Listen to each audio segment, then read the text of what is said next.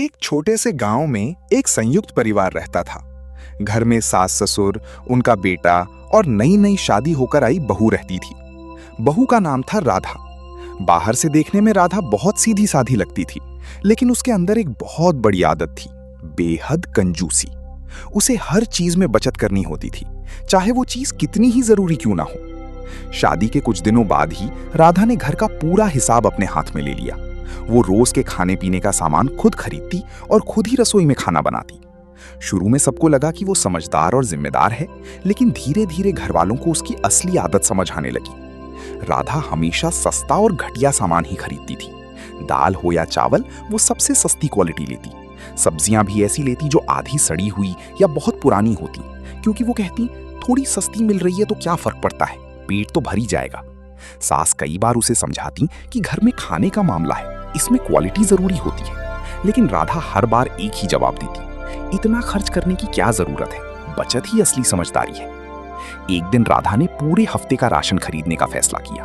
उसने फिर से सबसे सस्ता आटा, बहुत पुरानी दाल और सस्ती तेल की बोतल ले ली। घर आकर उसने बड़े गर्व से कहा, देखो मैंने कितना पैसा बचा लिया।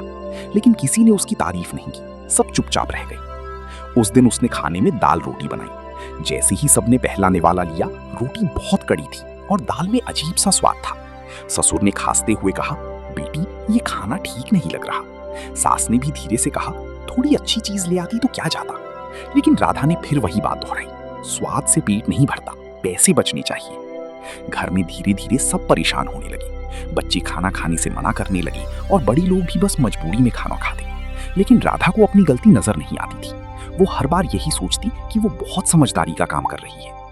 उसी रात जब सब सो गए, राधा अकेली रसोई में बैठकर अगले दिन का हिसाब लगा रही थी। उसके चेहरे पर संतोष था कि उसने बहुत बचत की है, लेकिन उसे नहीं पता था कि उसकी यही कंजूसी धीरे धीरे घर की खुशियों को कम कर रही थी और आने वाले दिनों में एक ऐसा मोड़ आने वाला था जो उसकी सोच को पूरी तरह बदल देगा। अगले दिन सुबह घर में माहौल थोड़ा भारी था। राधा जल्दी उठ गई और फिर से रसोई में काम करने लगी। उसने वही पुराना सस्ता आटा निकाला और रोटी बनाने लगी। लेकिन इस बार आटे में कुछ गड़बड़ थी। वो थोड़ा सा गीला और बदबूदार हो चुका था, क्योंकि वो पुराना स्टॉक था जिसे सही तरीके से रखा नहीं गया था। जैसे ही उसने रोटियां बनाई और परिवार को नाश्ते के लिए दी, छोटे बच्चे ने मुंह बनाकर कहा, माँ ये रोटी अच्छी नहीं लग रही। ससुर ने भी इस बार थोड़ा सख्ती से कहा, राधा अब तो कुछ अच्छा सामान ले आया करो, ये रोज रोज का सस्ता सामान घर की सेहत बिगाड़ देगा। लेकिन राधा के चेहरे पर कोई फर्क नहीं पड़ा। वो बोली, बाबूजी आजकल हर चीज महंगी है, अगर मैं अच्छे सामान में पैसा खर्च कर दूंगी तो घर का बजट बिगड़ जाएगा। घर के लोग चुप हो गए, लेकिन उनके चेहरे पर साफ दिख रहा था कि वे खुश नहीं हैं। कुछ दिनों बाद घर में छोटी छोटी परेशानियां बढ़ने लगी। किसी को पेट दर्द हो जाता, किसी को खाना ठीक से पचता नहीं था। डॉक्टर तक जाना पड़ा। डॉक्टर ने साफ कहा, आप जो खाना खा रहे हैं उसकी क्वालिटी ठीक नहीं है, सस्ता और पुराना सामान शरीर को नुकसान कर रहा है। ये सुनकर भी राधा थोड़ा टल गई और बोली, डॉक्टर साहब सब ठीक हो जाएगा, बस थोड़ा आराम कर लेंगे। लेकिन अब घर का माहौल पहले जैसा नहीं रहा था।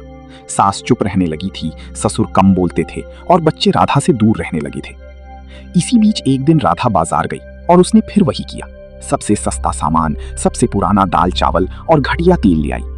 लेकिन इस बार दुकान वाले ने भी उसे रोकते हुए कहा, बहन जी थोड़ा अच्छा ले लीजिए, ये सामान ठीक नहीं है।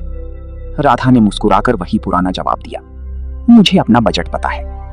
घर लौटकर उसने बड़े गर्व से सामान रसोई में रख दिया, लेकिन उसे नहीं पता था कि अब उसकी ये कंजूसी सिर्फ पैसे नहीं बचा रही थी, बल्कि धीरे धीरे घर की शांति और रिश्तों को भी कमजोर कर रही थी। और इसी बीच एक और घटना होने वाली थी जिसने राधा को पहली बार सोचने पर मजबूर कर दिया। उस रात घर में सब लोग जल्दी सो गए, लेकिन राधा देर तक रसोई में ही बैठी रही। वो हिसाब किताब में उलझी हुई थी कि इस महीने उसने कितना पैसा बचा लिया है। उसके चेहरे पर संतोष था, जैसे उसने कोई बहुत बड़ा काम कर दिया हो। लेकिन तभी अचानक रसोई से एक हल्की सी आवाज आई, जैसे कोई चीज अपने आप गिर गई हो।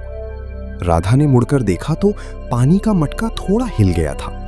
उसने इसे नजरअंदाज कर दिया और फिर से अपने काम में लग गई।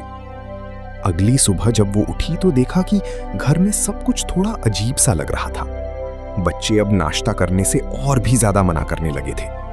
सास ने चुपचाप राधा से कहा, बेटी अब तो थोड़ा ध्यान दे, घर में सब कमजोर पड़ते जा रहे हैं। लेकिन राधा अब भी अपनी बात पर अड़ी थी। वो बोली, माँ जी, ये सब सिर्फ सोच का असर है। उस दिन दोपहर को ससुर अचानक बहुत बीमार पड़ गए। उन्हें पेट में तेज दर्द और कमजोरी महसूस होने लगी। घर में हड़कंप मच गया। डॉक्टर को फिर से बुलाया गया।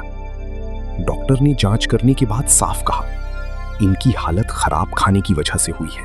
अगर अब भी ध्यान नहीं दिया गया तो दिक्कत बढ़ सकती है। ये सुनकर घर में सन्नाटा छा गया। इस बार सास की आंखों में आंसू आ गए और उन्होंने राधा का हाथ पकड़कर कहा, अब तो समझ जा बेटी, पैसा बचाना गलत नहीं है, लेकिन इस तरह घटिया सामान इस्तेमाल करना पूरे घर को नुकसान पहुंचा रहा है। राधा पहली बार थोड़ी परेशान हुई, लेकिन फिर भी उसके अंदर का डर और उसकी आदत उसे रोक रही थी। वो चुपचाप खड़ी रही, कुछ बोली नहीं। उसी रात एक और बात हुई जिसने माहौल और भारी कर दिया। राधा जब रसोई में गई तो उसने देखा कि उसका सारा सस्ता आटा और दाल में कीड़े लगने लगे थे। तेल की बोतल से भी अजीब सी बदबू आ रही थी। ये देखकर राधा पहली बार घबरा गई। उसने धीरे से खुद से कहा, क्या मैं सच में गलत कर रही हूं? लेकिन उसकी कंजूसी अभी भी पूरी तरह खत्म नहीं हुई थी। बस अब उसके मन में पहली बार शक पैदा हो गया था, और यही वो मोड़ था जहां से कहानी बदलने वाली थी। अगली सुबह राधा जल्दी उठी, लेकिन उसका मन अब पहले जैसा शांत नहीं था। रसोई में कदम रखते ही उसे पिछली रात की बातें याद आने लगी। कीड़े लगा आटा, बदबूदार तेल और बीमार पड़े ससुर की हालत। वो धीरे धीरे डिब्बों को खोलकर देखने लगी। सच में कई चीजें खराब होने लगी थीं। अब वो खुद को रोक नहीं पा रही थी। पहली बार उसे लगा कि शायद वो गलत कर रही है। तभी उसकी सास रसोई में आई और उसे चुपचाप देखते हुए बोली, राधा, समझ आ गया ना अब? राधा ने सिर नीचे कर लिया। उसकी आवाज थोड़ी धीमी थी। माँ जी, मैं बस पैसे बचाना चाहती थी, लेकिन मुझे नहीं पता था कि ये सब इतना नुकसान करेगा। सास ने प्यार से उसका हाथ पकड़ लिया और बोली, बचत करना गलत नहीं है बेटी, लेकिन सस्ते के चक्कर में सेहत और घर की खुशियां खो देना सबसे बड़ी गलती है। इतने में ससुर भी धीरे धीरे बाहर आए। उनकी हालत अभी पूरी तरह ठीक नहीं थी, लेकिन वो कुछ बोलना चाहते थे। उन्होंने कहा, बेटी, घर सिर्फ पैसे से नहीं चलता। अच्छा खाना, अच्छा प्यार और अच्छा व्यवहार भी जरूरी होता है। राधा की आंखों में पहली बार आंसू आ गए। वो चुपचाप खड़ी रही, जैसे उसे अपनी सारी गलतियों का एहसास हो गया हो। उसने तुरंत फैसला किया। वो बोली, आज से मैं अच्छा सामान ही लाऊंगी, चाहे थोड़ा खर्च क्यों ना हो, लेकिन मैं अब सेहत और परिवार से समझौता नहीं करूंगी। उस दिन उसने सारे खराब सामान बाहर निकाल दिए और नए तरीके से घर की रसोई संभालने की शुरुआत की। सास ने भी उसे समझाया कि कहाँ-कहाँ सही चीज चुननी है और कैसे बजट को संतुलित रखना है। धीरे धीरे घर का माहौल बदलने लगा। बच्चे फिर से खुश होकर खाने लगे, ससुर की तबीयत भी सुधरने लगी और घर में फिर से हल्की हल्की मुस्कान लौट आई। राधा अब समझ चुकी थी कि असली समझदारी सिर्फ पैसे बचाने में नहीं, बल्कि सही चीज चुनने में होती है। कुछ दिनों के अंदर घर का पूरा माहौल बदल चुका था। राधा ने अब अपनी आदतों में बड़ा सुधार कर लिया था। वो पहले की तरह अंधाधुंध सस्ता सामान नहीं खरीदती थी, बल्कि अब वो सोच समझकर सही क्वालिटी का सामान लाती थी और बजट का भी ध्यान रखती थी। घर की रसोई अब पहले जैसी नहीं रही थी। पहले जहां खाने को लेकर हर दिन शिकायतें होती थीं, अब वहां से खुशबूदार और ताजा खाना बनने लगा था। बच्चे खुशी खुशी खाना खाते और सास ससुर भी संतुष्ट रहने लगे थे। राधा खुद भी अब पहले से ज्यादा शांत और खुश रहने लगी थी। उसे समझ आ गया था कि सिर्फ पैसे बचाना ही सब कुछ नहीं होता, बल्कि सही जगह पैसे खर्च करना भी बहुत जरूरी है। एक दिन सास ने मुस्कुराकर राधा से कहा, अब हमारी बहू समझदार हो गई है। राधा हल्के से मुस्कुराई और बोली, माँ जी, अगर आप लोग मुझे सही समय पर नहीं समझाते तो शायद मैं कभी नहीं बदल पाती। ससुर ने भी संतोष भरी आवाज में कहा, हर इंसान गलती करता है बेटा, लेकिन जो सीख जाए वही असली समझदार होता है। धीरे धीरे घर में फिर से वही पुरानी रौनक लौट आई। रिश्तों में मिठास आ गई और घर का हर सदस्य एक दूसरे के करीब आ गया। राधा ने अब एक नियम बना लिया था, सस्ती चीज हमेशा अच्छी नहीं होती और महंगी चीज हमेशा बेकार नहीं होती। असली समझदारी बीच का रास्ता चुनने में है।